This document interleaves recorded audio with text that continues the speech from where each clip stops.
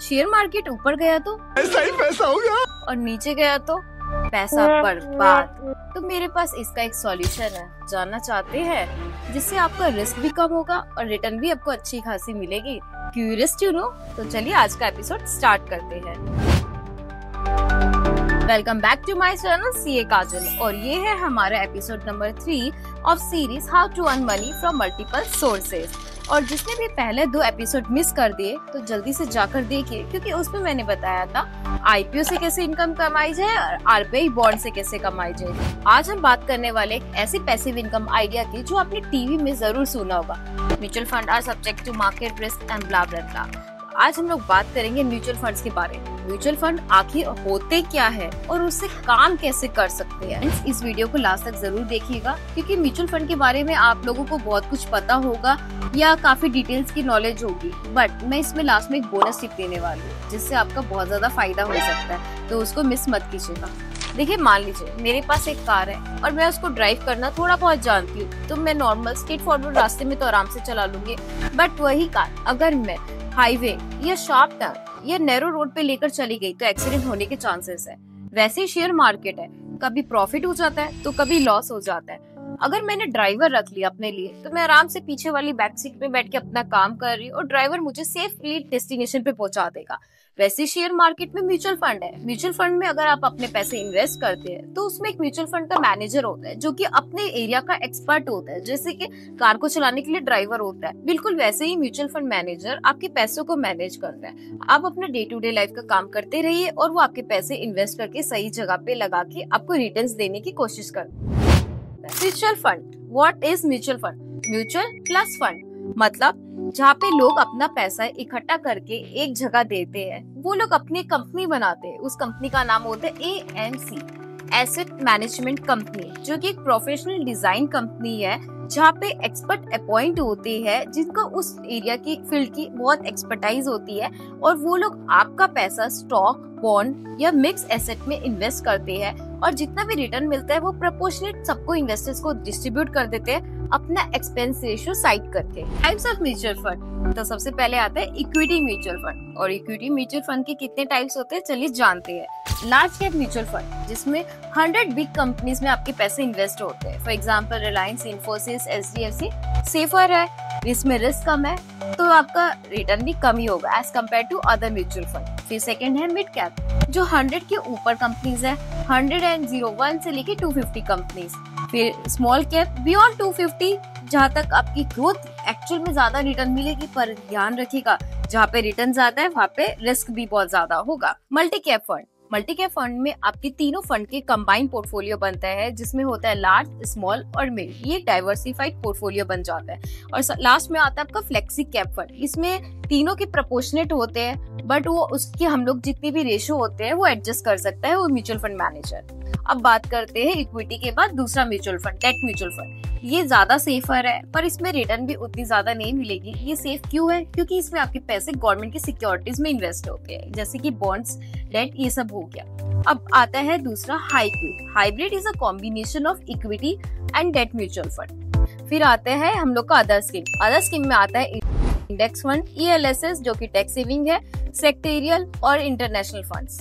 चलिए जानते हैं हम लोग म्यूचुअल फंड में इन्वेस्टमेंट कर कैसे सकते हैं। तो 2 मेथड है हम लोग के इन्वेस्टमेंट करने के। फर्स्ट है एसआईपी और सेकंड है लंप सम। एसआईपी क्या होता है? सिस्टमेटिक इन्वेस्टमेंट प्लानिंग, जिसमें हम लोग हर मंथली, क्वार्टरली या हाफ ईयरली अपने जो भी एक आपके प्रोपोर्शनेट फिक्स अमाउंट है वो हम लोग इन्वेस्ट कर सकते हैं। तो इसमें क्या, अगर आपकी सैलरी आई, आप अगर उसमें ऑटो पे भी कर दोगे तो सैलरी आते ही नेक्स्ट डे या जो भी आप अपनी डेट डिफाइन कर दोगे उसमें वो अपने बैंक से अपना ऑटो पे डिडक्ट हो जाएगा, तो आपको उसमें टेंशन लेने की नीड नहीं है। और अगर किसी मंथ अगर आपको अपनी एसआईपी पॉज करनी है, कोई भी रीजन आ गया, तो इसमें भी आपकी कोई पेनल्टी नहीं लगेगी, तो ये बहुत बड़ा बेनिफिट है। सेकेंड है लंप सम, कि मुझे इन्वेस्ट करना है, एक बड़ा अमाउंट मैंने इन्वेस्ट कर दिया, मेरे पास एक्स्ट्रा अमाउंट पड़ा है और मुझे आगे का नहीं सोचना है, मैंने इन्वेस्ट कर दिया, तो मैंने पूरा 1,50,000 कितना भी आपके पास लमसम जितना भी आपको समझ आता है अपने इन्वेस्ट कर दिया।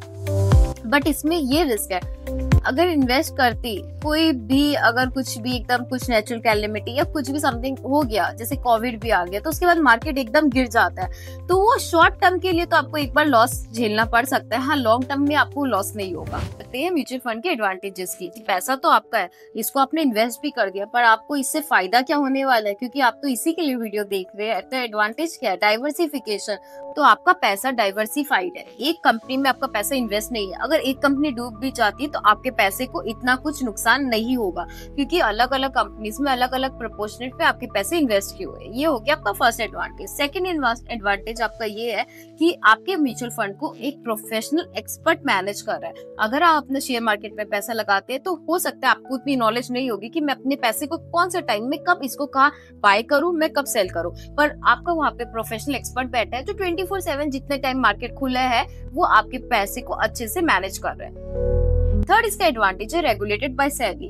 आपको डर होगा कि मैंने तो एएमसी को अपना पैसा दे दिया, इन केस वो एएमसी कंपनी ही डूब गई तो चिंता करने की कोई जरूरत नहीं, क्योंकि वो जस्ट आपके पैसे को मैनेज कर रही है, वो कोई ओनरशिप नहीं लेके रखी हुई है, क्योंकि आपने जो पैसे दिए है उसके बदले जो आपको यूनिट्स मिली है वो आपके कस्टोडियन के पास सेफ है, और कस्टोडियन को मैनेज करता है सेबी उसको रेगुलेट करता है। इन केस कभी भी ऐसा चांसेस होगा नहीं, अगर एएमसी डूबती भी है तो कस्टोडियन के पास जो यूनिट्स है वो हमेशा आपकी सेफ रही है। और फोर्थ है कि ये लो एंट्री है, अगर आपके पास 500,000 रुपए है तो भी आप अपना SIP स्टार्ट कर सकते हैं म्यूचुअल फंड में, तो पैसा आपको तभी भी मिल जाएगा।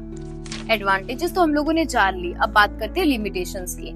तो अगर हम लोग फंड मैनेजर के पर्सपेक्टिव से समझे इस बात को, अगर मैंने पैसा इन्वेस्ट किया, फंड मैनेजर को उस समय मार्केट में चाहे अप हो या डाउन हो, उसके पास तो हर महीने सबकी SIP आ रही है, तो उसको पैसा इन्वेस्ट करना ही पड़ेगा। वो अपने पॉकेट में नहीं रख सकता है कि मैं बाद में कर लूंगा, जब उसके पर्सपेक्टिव से मार्केट एकदम स्टेबल हो या जैसा वो चाहता है, तो कैसे भी कंडीशन में उसको वो पैसा इन्वेस्ट करना ही होगा। और सेकेंड, मैं गई फंड मैनेजर के पास कि मुझे अपने म्यूचुअल फंड सेल करके मुझे पैसा चाहिए, तो मार्केट भले ही उस समय लॉस भी चल रहा हो, कैसा भी चल रहा हो, उसे वो मेरी यूनिट्स बेच के मुझे पैसा देना पड़ेगा।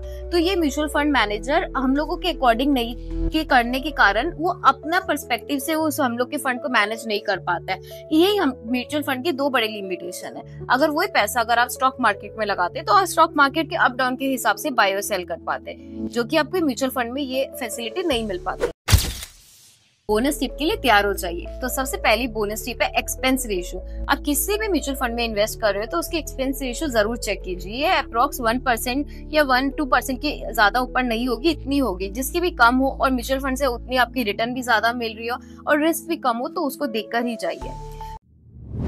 और एग्जिट लोड का चेक करके म्यूचुअल फंड में इन्वेस्ट कीजिए कि उसका एग्जिट लोड कौन से टाइम पीरियड होने के बाद एग्जिट लोड लगना बंद हो जाता है। और थर्ड और मोस्ट इम्पोर्टेंट पॉइंट, कम से कम म्यूचुअल फंड की इन्वेस्टमेंट को आप 12 मंथ तक होल्ड कीजिए, ताकि आप अपने टैक्स सेविंग से भी बचे और आपका एग्जिट लोड नहीं लगे, क्योंकि 12 मंथ के बाद एग्जिट लोड कुछ भी नहीं लगता है। तो फ्रेंड्स, ये था आपके लिए म्यूचुअल फंड का एक गाइड। अगर आप इन्वेस्टर हो या बिगनर हो तो ये वीडियो आपके लिए हेल्पफुल हो सकता है। और अगर वीडियो पसंद आई तो आपको तो पता ही क्या करना है, वीडियो को लाइक करना और जितना से ज्यादा हो सके इसको शेयर करना है, ताकि सबको इसके बारे में नॉलेज हो सके। और चैनल को सब्सक्राइब करना मत भूलिएगा। तो मिलते हैं नेक्स्ट वीडियो में, जहाँ मैं आपके लिए लाने वाली हूँ next passive income idea. Thanks for watching, तब तक के लिए बाय बाय।